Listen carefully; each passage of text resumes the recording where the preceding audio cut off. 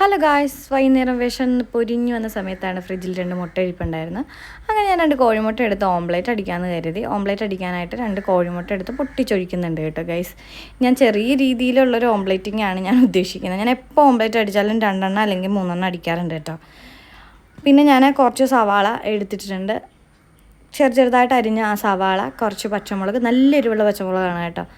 ചെറുതായിട്ട് അരിഞ്ഞ തക്കാളി, ഇതെല്ലാം കൂടി ഇട്ടതിന് ശേഷം ഞാൻ കുറച്ച് മസാലപ്പൊടിയും ഉപ്പും കൂടി ഇടുന്നുണ്ട്. അതിനുശേഷം ഞാൻ കുറച്ച് കുരുമുളക് കൂടി ഇട്ട് നന്നായിട്ടൊന്ന് അടിച്ചെടുക്കുന്നുണ്ട് കേട്ടോ. നമ്മൾ സ്റ്റീലിൻ്റെ സ്പൂൺ ഉപയോഗിച്ച് അടിച്ചെടുക്കുക. നല്ല രീതിയിൽ അടിഞ്ഞ് കിട്ടും കേട്ടോ. അതുകൊണ്ട് നന്നായിട്ട് ഇങ്ങനെ അടിച്ചെടുത്തതിന് ശേഷം ഒരു പാൻ വെക്കുക, ആവശ്യത്തിനുള്ള ഓയിൽ ഒഴിക്കുക, ജസ്റ്റ് ഒന്ന് ചുറ്റിച്ച് കൊടുക്കുക. അതിനുശേഷം നമ്മൾ മിക്സ് ചെയ്ത് വെച്ചിരിക്കുന്ന ആ ഒരു ഓംലേറ്റിൻ്റെ സാധനങ്ങൾ എല്ലാം ഒഴിച്ച് ഒന്ന് ചുറ്റിച്ച് കൊടുക്കുക. പിന്നെ ഒന്ന് തിരിച്ചിട്ട് കൊടുക്കുക. കുറച്ചും കുരുമുളക് കൂടി ഇട്ട് കൊടുക്കുക. നമ്മുടെ ഓംലെറ്റ് റെഡി ഗായ്സ്.